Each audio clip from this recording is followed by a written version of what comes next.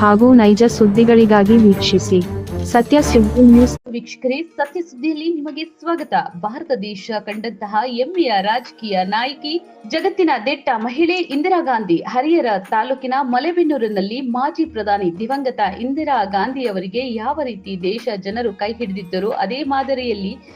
ರಾಹುಲ್ ಗಾಂಧಿ ಹಾಗೂ ಪ್ರಿಯಾಂಕಾ ಗಾಂಧಿಯವರ ಹೋರಾಟಕ್ಕೆ ಬೆಂಬಲಿಸುವ ಅಗತ್ಯ ಇದೆ ಎಂದು ಹರಿಹರ ತಾಲೂಕು ಗ್ಯಾರಂಟಿ ಅನುಷ್ಠಾನ ಸಮಿತಿಯ ಅಧ್ಯಕ್ಷರಾದ ನಂದಿಗಾವಿ ಶ್ರೀನಿವಾಸ್ ಕರೆ ನೀಡಿದರು. ಅವರು ಇಂದು ಮಲೆಬೆನ್ನೂರು ಬ್ಲಾಕ್ ಕಾಂಗ್ರೆಸ್ ಕಚೇರಿಯಲ್ಲಿ ಆಯೋಜಿಸಲಾದ ಇಂದಿರಾ ಗಾಂಧಿ ಜನ್ಮದಿನದಂದು ಅವರ ಭಾವಚಿತ್ರಕ್ಕೆ ಪುಷ್ಪ ನಮನವನ್ನ ಸಲ್ಲಿಸಿ ಮಾತನಾಡುತ್ತಾ,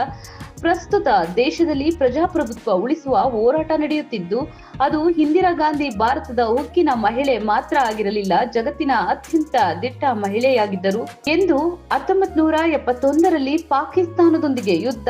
ಹೂಡಿ ಬಾಂಗ್ಲಾ ವಿಮೋಚನೆ ಮೂಲಕ 95,000 ಪಾಕ್ ಸೈನಿಕರ ಶರಣಾಗತಿಯೊಂದಿಗೆ ಭಾರತಕ್ಕೆ ಗೆಲುವು ದಾಖಲಿಸಲು ಇಂದಿರಾ ಗಾಂಧಿಯವರ ದಿಟ್ಟ ನಿರ್ಧಾರಗಳು ಕಾರಣ ಎಂದು ಅವರು ಅವರ ಅಧಿಕಾರ ಅವಧಿಯಲ್ಲಿ ದೇಶಕ್ಕೆ ಬಡತನ ನಿರ್ಮೂಲನೆ, ಹಸಿರು ಕ್ರಾಂತಿಗೆ ಉತ್ತೇಜಿಸಲು ಅನೇಕ ಕಾರ್ಯಕ್ರಮಗಳನ್ನು ಹಮ್ಮಿಕೊಂಡು ದೇಶ ಪ್ರಗತಿಪರವಾಗಲು ಹಾಗೂ ಕಾಂಗ್ರೆಸ್ ಪಕ್ಷವು ದೇಶದಲ್ಲಿ ಬಲಿಷ್ಠ ಸಂಘಟನೆಯಾಗಲು ಶ್ರಮಿಸಿದರು ಎಂದು ಸ್ಮರಣೆ ಮಾಡಿದರು. ಕಾರ್ಯಕ್ರಮದ ಅಧ್ಯಕ್ಷತೆಯನ್ನು ವಹಿಸಿದಂತಹ ಬ್ಲಾಕ್ ಕಾಂಗ್ರೆಸ್ ಅಧ್ಯಕ್ಷ ಎಂವಿ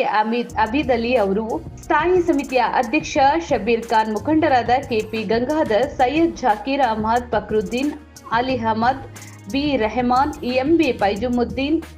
ಫಾಜಿಲ್ ಖಾನ್, ಯೂಸೆಫ್ ಖಾನ್, ದತ್ತು ಹನುಮಂತಪ್ಪ, ಹಾಗೆ ಕುಂಬಳೂರು ನಾಗೇಂದ್ರ, ಬಸವರಾಜಪ್ಪ, ಪುರಸಭಾ ಸದಸ್ಯರಾದ ಮೊಹಮ್ಮದ್ ನಯಾಜ್, ಖಲೀಲ್ ಗೌಡರ್, ಮಂಜಪ್ಪ, ಕೆಜಿ ಲೋಹಿತ್ ಗೌಡ,